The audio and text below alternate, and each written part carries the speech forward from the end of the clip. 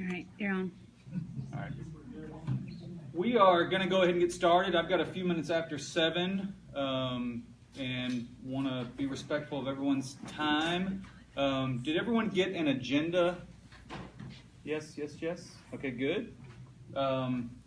Welcome. My name's Brian Williams. I'm the current HOA chair. Hillary Hatcher is vice chair. And Matt Hendricks is our treasurer. You'll see Matt in a minute providing the treasurer's report. But welcome, thanks for being here, and thank you for those that are watching either live or watching the recording on Facebook. We appreciate you staying in touch with what the HOA is up to and what the neighborhood's up to, and viewing the HOA meetings via Facebook is a great way to do that, and so we're happy to provide that as an opportunity. I'm going to hand out a couple of sheets of paper to you as we're getting started, and I'll explain these before I hand them out. There are 3 sheets. The 2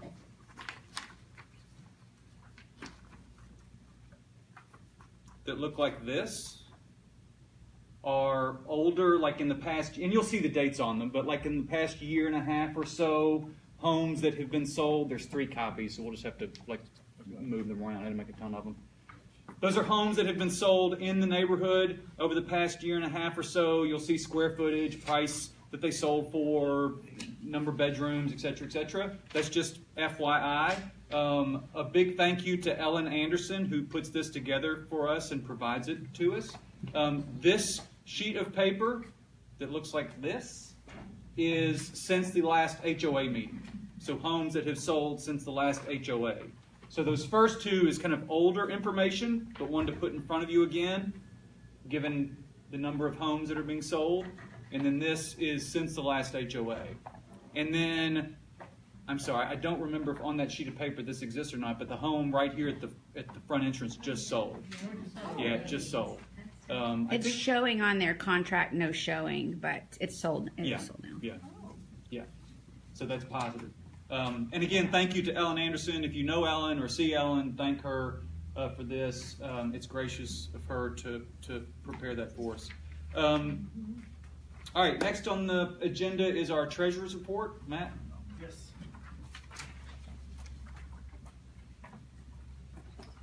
So I believe everyone here has a copy of the treasurer's report in front of you.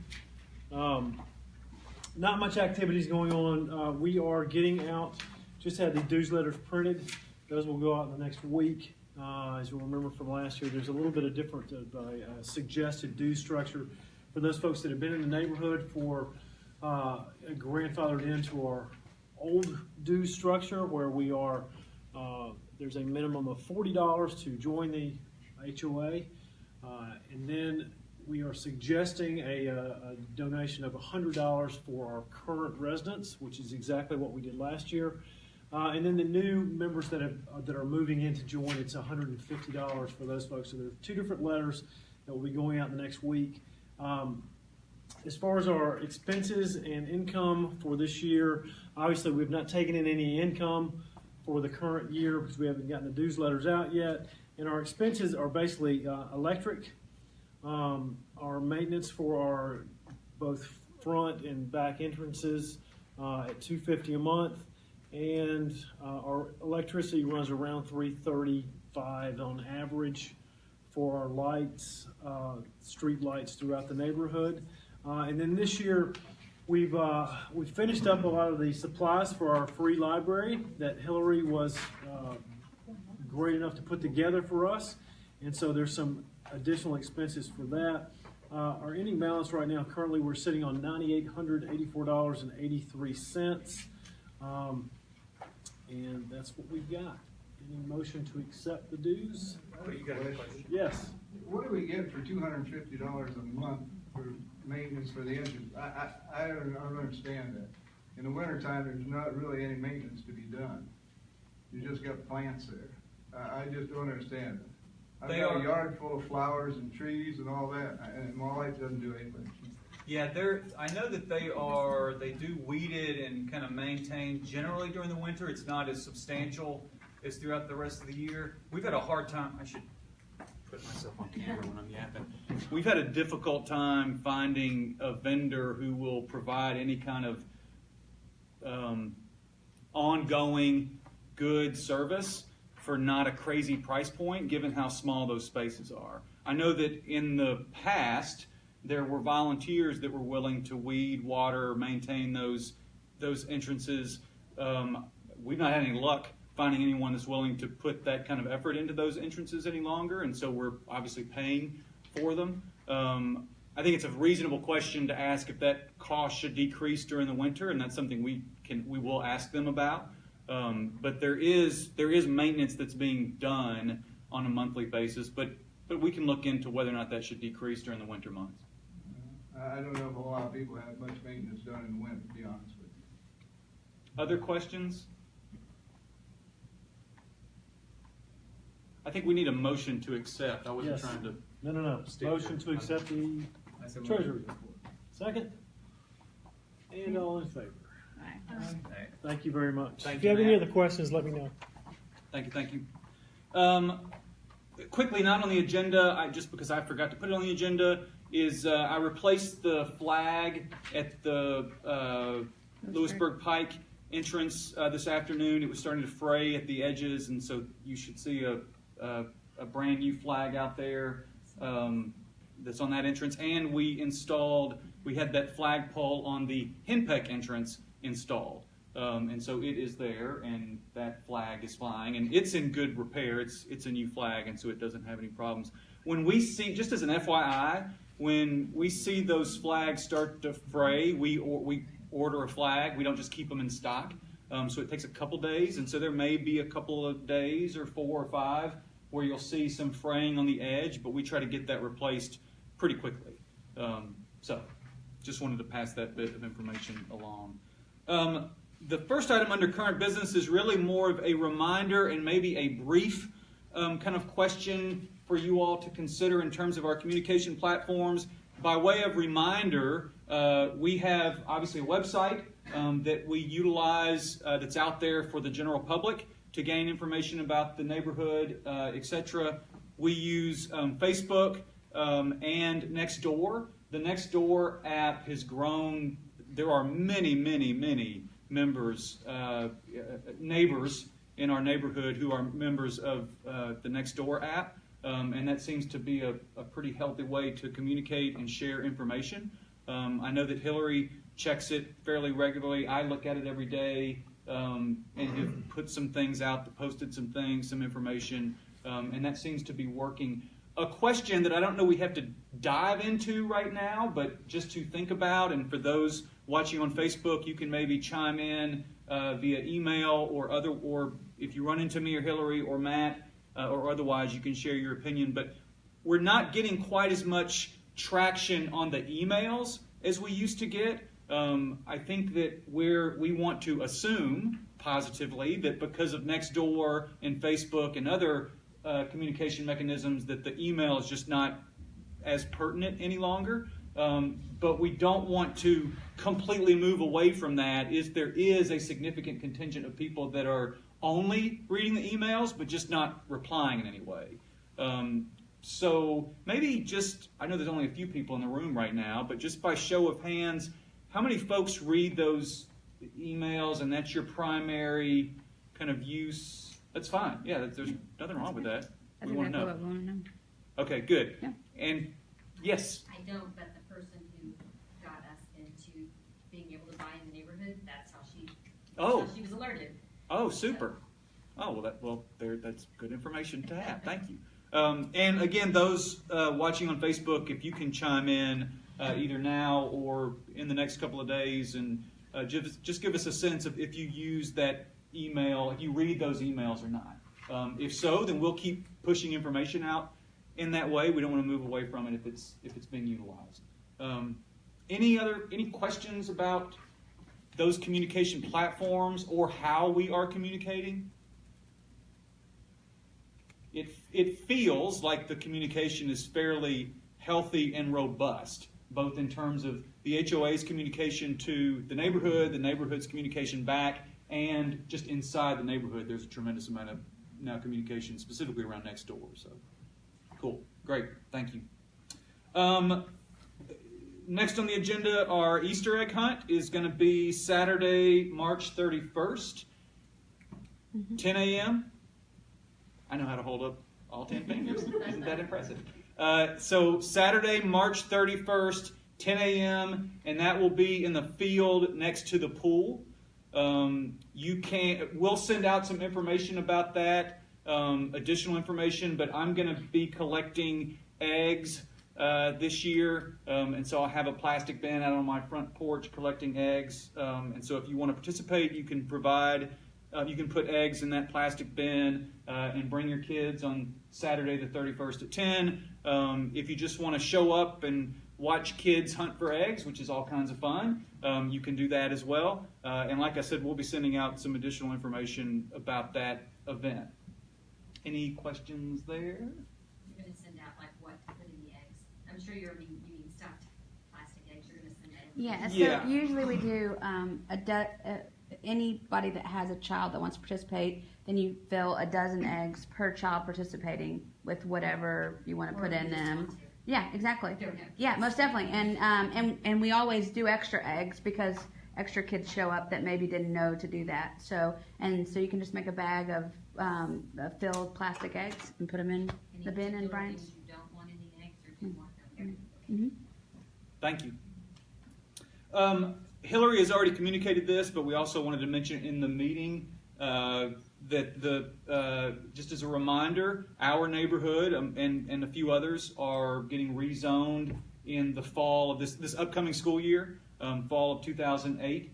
Our elementary school is being rezoned from Oakwood or Oakview Elementary to Winstead Elementary. And there is the Winstead Elementary principal is going to be having kind of a open house welcome, get to know you, given all of the transition that's going to occur on April 10th. We do not have a time for that yet. I would imagine the location will be Winstead, but yes. Yeah, okay, so it is going to be Winstead, but don't have a time for that event yet. So for families whose children are going to be moving over to Winstead, the principal is hosting a welcome and get to know the school on April 10th. And we'll push that information out as well. But wanted to, just remind everybody that the school is, that our neighborhood is being rezoned, the elementary school is, and of that welcome to Winstead event on April 10th. The middle school, just as an FYI, the middle school and the high school that our neighborhood kids attend are staying the same. And that is not changing, just the elementary school for right now. There's a good possibility that they're going to build the middle school right beside Oakwood. They already have the land, and it's very good to be perked and everything, and they've got the sewer lined up with the city. So that's something in the near future. So The timeline's 2020 on that right now. Thank you, Gary. And Kate, for those that didn't hear, Gary was mentioning that the timeline on a new middle school probably being built next to Oakview Elementary is 2020.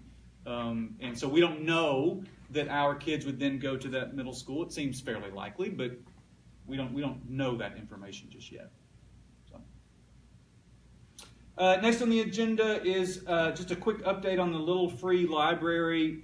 Matt mentioned that quickly in the Treasurer Report, and we talked about it briefly at our last HOA meeting. We have made that purchase and all the various things that come with the library. We are close to identifying a location for the library to be installed, and we'll get that done ASAP. What comes with the... Sorry, let me go back and say something else. Debbie Bowman, who's actually a next-door neighbor of mine, was gracious enough to paint the little library. She's a painter, an artist, and she volunteered to do that. And so when you see, it's totally cute.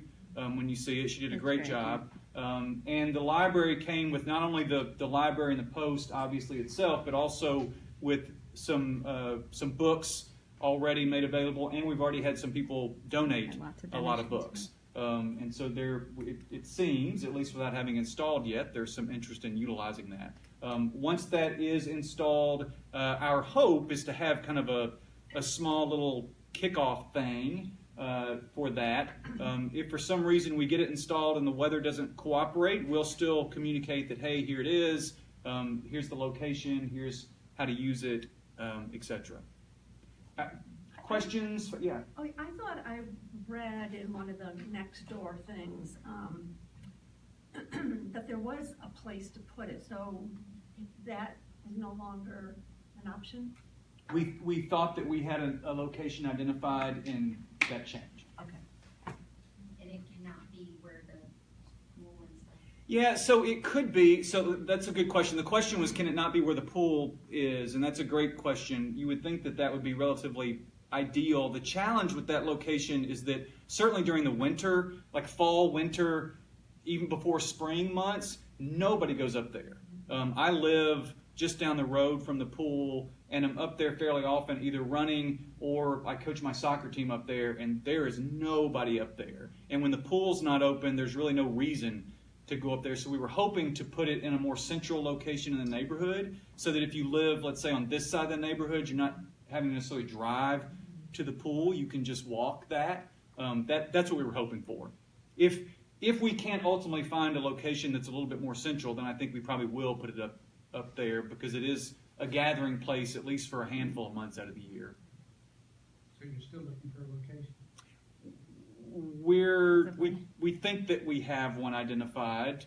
But I'm hearing that there may be another volunteer, and so we'll talk with you afterward. Thank you.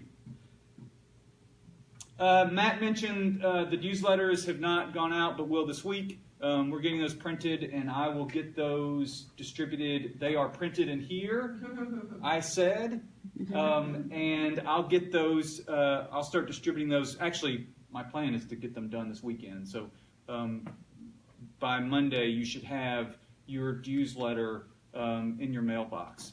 And you can continue to pay your dues on the website. Yeah, you can pay online. After you get your you letter. do not have to pay with a hard copy check. You can pay online if you like. Absolutely. Any questions about those letters? All right. I am going to pass out a few pieces of paper, actually a lot of paper, before we move on to our next agenda item.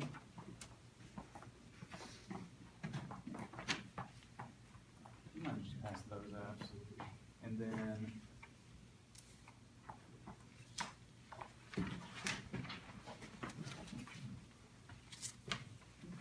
after you look at those, you'll share them.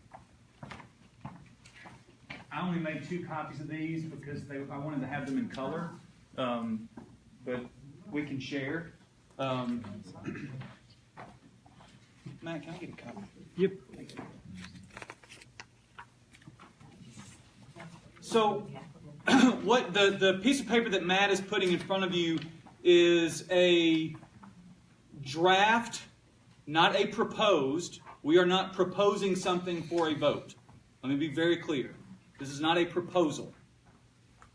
This is just a draft capital budget for 18, 19, 20, and maybe 2021. These are four kind of capital expenses that we have discussed at various times as an HOA over the past 2 years or so, and that we, the HOA, have had conversations with the pool board about as well. There hasn't been any action on these 4 items, nor have we ever put this in front of the HOA for a vote or a proposed budget or anything of that nature. And so this really is the first step to put a visual in front of you. You've got pictures, and we're going to talk about those in just a second. Obviously those on Facebook don't, but we'll push these out electronically. And then B, you've got numbers associated. You've got an expense associated with each one of these items. I researched these, made some phone calls to contractors, looked online at different things. I'll explain how I got these numbers in a minute, but this was my work, and so if you disagree with it, you can say that to me.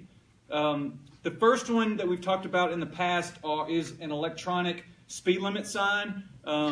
I think most of us know what those are, but the visual that you'll see, the picture that I handed out, is just a traditional speed limit sign with an electronic one underneath that says this is your speed, for example. And the way those speed limit signs work is that you not only purchase the signage itself, the technology, but you're also purchasing kind of the software that goes with it that provides information, that provides data to us, average speed, et cetera, et cetera. There is a gob of research, both from the private sector and the public sector, the police force across the country and even here locally, that shows that these signs absolutely do slow people down. There's no question that they slow people down. And so it would be of some value if we chose to do it in terms of slowing people on really the two entrances is where we've thought about putting them, but again, not proposing anything just yet. They run around $1,300 a piece. And so if we had two, one at each, not at the entrance proper, but kind of the inside of the neighborhoods on the front and the back, it would be in the ballpark of $2,600. Yes? I was just going to ask you where you wanted them, and then you just said that. Living on Bowman, the racetrack, yeah, there should be one each direction, because they race, going both ways, and so I don't know. That's Yes. just my thought. Yeah, that's certainly probably the worst area in the neighborhood. You bet. Yeah. The second item on that list is a covered pavilion. We all know what those look like. If you've been to Pinkerton Park or any park probably in this country, you've seen a covered pavilion. Quite literally a slab of concrete, posts, and a cover. Pretty simple.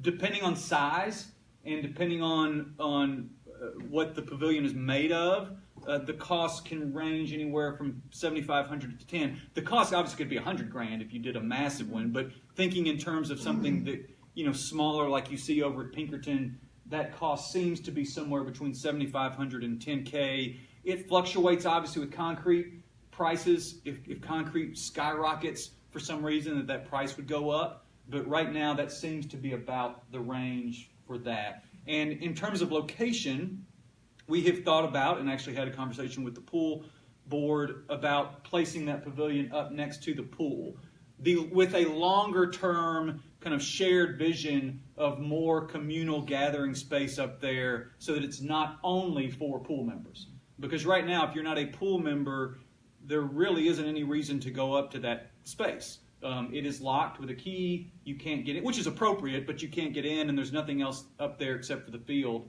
where soccer teams practice. So that's the covered pavilion. Third on that list is street signage. There are a couple ways to go with.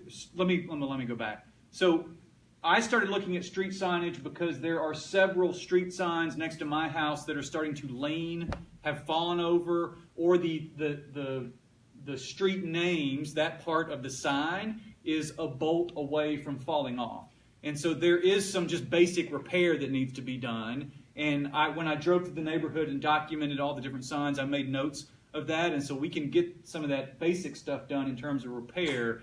But thinking longer term and thinking about cosmetically and beautification, what I looked at is matching the front and the back entrance signage. So the wrought iron signage, which is the example that I gave in that visual, for stop signs, street signs, speed limit signs, etc.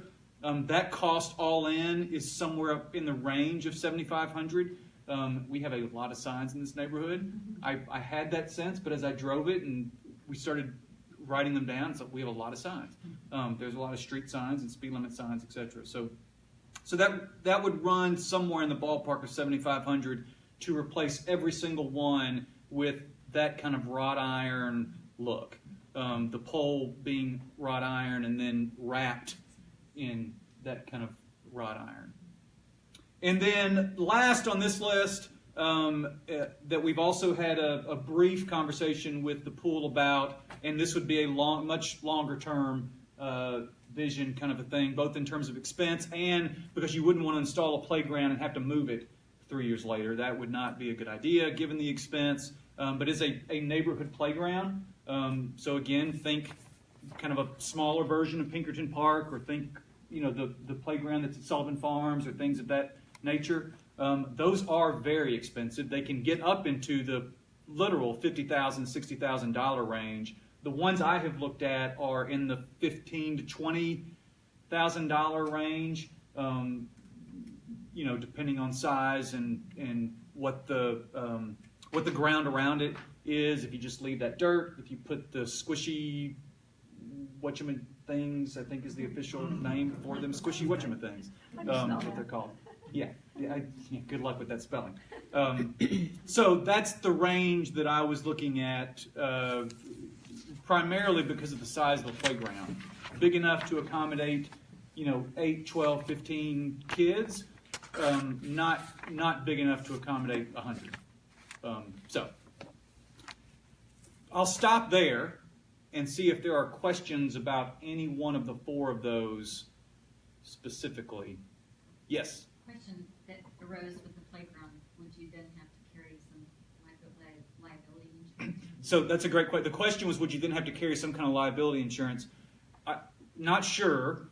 And also, the HOA doesn't own the land up next to the pool. The pool owns that land. And so Hillary and we met with the pool board on a number of occasions. Hillary and I met with Buff, who's in the neighborhood and has been a long-time supporter, volunteer, and member at the pool. And we had a dialogue about this particular topic. And one of the questions that he raised, which was a great question, was restrooms.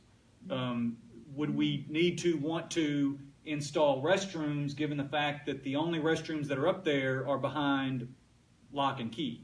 They're the pool restrooms. And so that caused us to kind of go back to the drawing board and start to think about how we would need to think about restroom facilities or not, how we could work with the pool over time to have kind of a broader vision of how we share that space, but still keep the pool, behind a key, because you need to do that, but have some other accommodations made. And so that's another reason why that playground is further down the road. There's some real kind of practical questions that would need to be answered, and let's have a longer term vision before we just plop down a $20,000 playground and then have to move it in X number of years. But insurance liability is one of the questions that we had. Yeah, and not sure. But primarily because we don't own that land. And so if it's the HOA and the pool coming together to pay for that, just theoretically, and the pool still owns that land, then theoretically they would hold the liability insurance on it. We wouldn't, but we're not quite there yet. Other questions?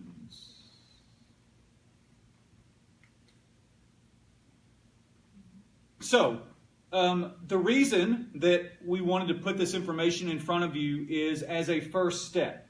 You now have, and those watching on Facebook will provide this information to you electronically, but you've now seen examples of kind of what we've thought about. There are numbers associated to each one of those items. Those numbers obviously could fluctuate a little bit with time, but I feel pretty confident in those numbers in terms of the research that I've done. And so we wanted to start a dialogue, whether it's here, whether it's ongoing between now and the next HOA meeting, whether it's online, wherever we can begin this dialogue about capital projects and capital improvements in the neighborhood. By way of kind of, I think, trying to think strategically for this neighborhood on down the road, we've now got homes that are selling for $500,000, $550,000, $560,000. Every indicator suggests that that's going to continue to rise. Even if it flattens, there will be some moderate increase over time. And as homes continue to flip, the folks moving into this neighborhood because I've had conversations with most, have different expectations around beautification and cosmetics and things of that nature. And so this is much more about thinking long term than it is about tomorrow. We are not going to put up a speed limit sign tomorrow. We want to talk about that, make sure it's the right thing to do, the right expense, and then and kind of get approval for that, and then move forward. But this is a way to start the dialogue and get information out there in front of people and see what the neighborhood is interested in.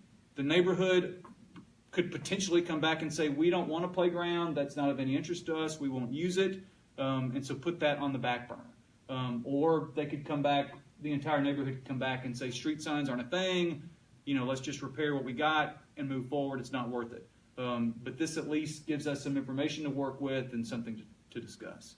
So. And I'm happy to answer any questions about this after this meeting, or you can contact me separately, and I am happy to talk with you about it. In terms of next steps, Matt and Hillary and I will get together, the HOA, I guess, officers will get together and have some dialogue about like tangible next steps between now and the next HOA meeting, and what additional information we can put in front of folks, and how we can begin some kind of dialogue to see what interest there is in these areas. I think the last thing that I'll say that probably most of you know just by looking at the treasurer's report is that we don't have obviously the cash to cover all of these things. And in fact, we don't have the cash to cover many of them even individually. And it would not be prudent of us to spend the majority of our cash on one of these items. These do need to, we need to have some real careful consideration of how we pay for these over time, what a capital project can look like in terms of fundraising efforts, etc. Boom, boom, boom. And so we recognize that the HOA is not in a position to just go out and purchase all of these things. We couldn't even if we wanted to. So, any other questions about that?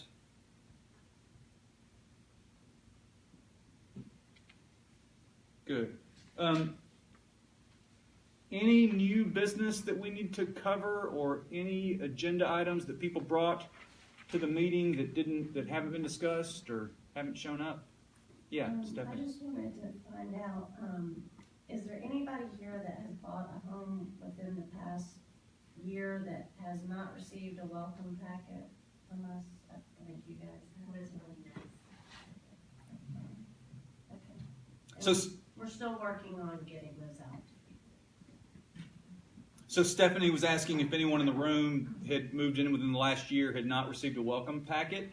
And for those that are watching on Facebook, if you've moved in recently and have not, we're still working on getting those out to folks. That is something that the HOA still does. And thank you to Stephanie Nitty, who voluntarily does that for us. And who also, as you can tell by her voice, is a little bit sick. We're sorry you're not feeling great. But thank you for doing that. We appreciate it. Anything else? All right, super. Thank you all for being here. Go home and watch basketball. Have a good night.